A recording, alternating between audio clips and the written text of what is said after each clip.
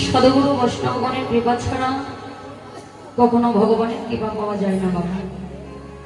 কেননা ভগবান বললেন, হে জি, তোমরা আমাকে তো পাচ্ছ না, কিন্তু তোমরা দুঃখ করো না, তোমরা আমার বদলে আগে গিয়ে এই সদগুরু বৈষ্ণবগণের বাজারে গিয়ে তোমরা এই সদগুরু বৈষ্ণবগণের সঙ্গ করো। যদি তোমরা এই সদগুরু বৈষ্ণবগণের সঙ্গ করে যদি তোমরা ভক্তির কৃপা লাভ করতে পারো, তাহলে জানবে আমারও কৃপা তোমাদের লাভ হয়ে গিয়েছে। রে বাবা, আমার মায়েরা আপনারা হলে সেই সদগুরু বৈষ্ণব জানা বাবা, আপনার কৃপা করে এই চরণের ধুলি দিয়ে যে যতটুকু বলাবে আমার এই বদন থেকে ততটুকু উচ্চারিত হবে বাবা। তবে আমি ছোট মানুষ, এই খণ্ডিত হয়তো অনেক কথা ভাষা ব্যাখ্যায় ভুল ত্রুটি হতে পারে, নিজের সন্তান পাপাঞ্জল মনে করে আপনারা আমায় ক্ষমা সুন্দর দৃষ্টি দিন। জয় জয় শ্রী গুরু নিতাই গৌর।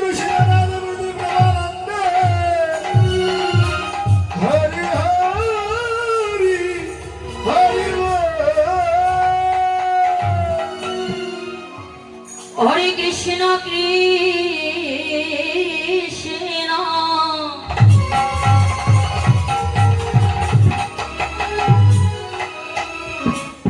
বলে গড়া,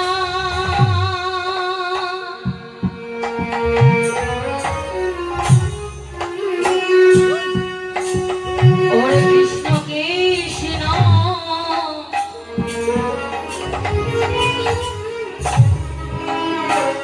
বলি গোরা,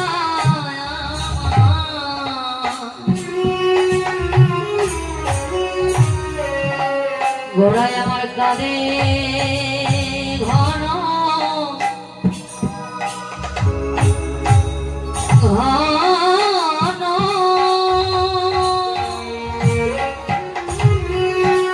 ও কৃষ্ণ কৃষ্ণ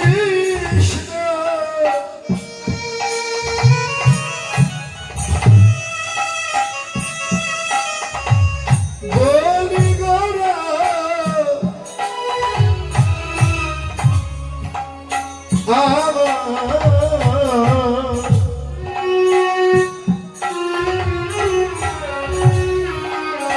অগরা কাঁদে ঘনে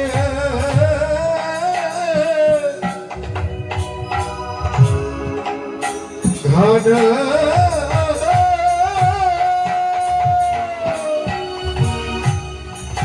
কৃষ্ণ কৃষ্ণ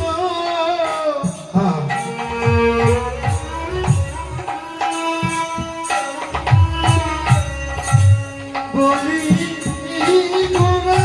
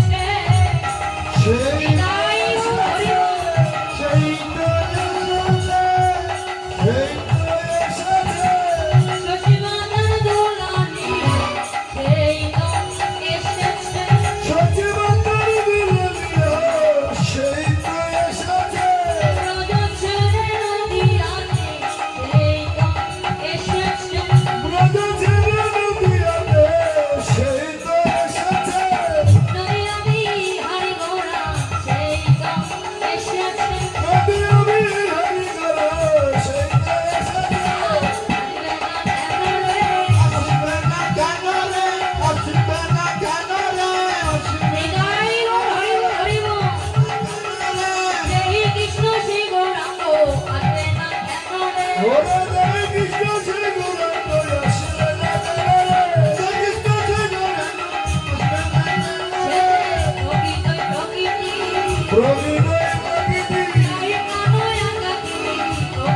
প্রকৃতি রাই কানয়া কাকৃতি প্রকৃত প্রকৃতি ভজনে মরতি রাই কানয়া কাকৃতি ভজনে মরতি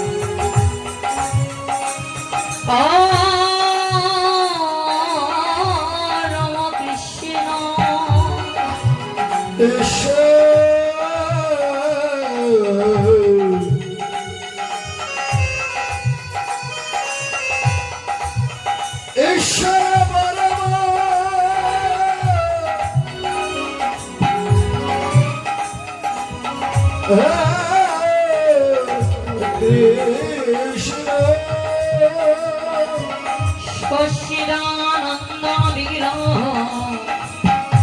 শ্রী সচিদানন্দ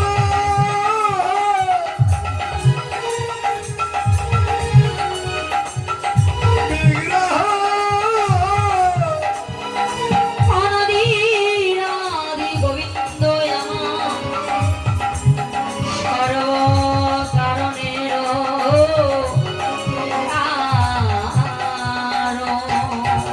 সর্বকারণে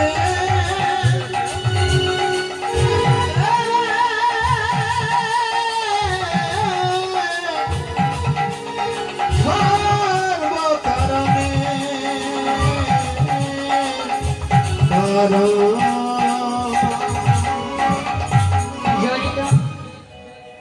জগদীশ গৌরী গৌর, যিনি আমার কলির গৌরাঙ্গ মহাপ্রভু বাবা, যিনি আমার শশীমাতার দুলালিয়া, যিনি আমার ব্রজগোপীর মনচরা, যিনি আমার শ্রীবাস অঙ্গনে নিত্য নিত্য নরকারী বাবা, যিনি আমার ভক্তির অধীন ভগবান, যোগী যারে যোগে পায় না, সাধন যারে সাধনায় পায় না বাবা, মানে যারে ধানে পায় না, সেইভাবে আরোগ্য দেবতা এই কলিযুগের ভবতারা পাবন অবতার আমার গৌরাঙ্গ সুন্দর বাবা ভগবান।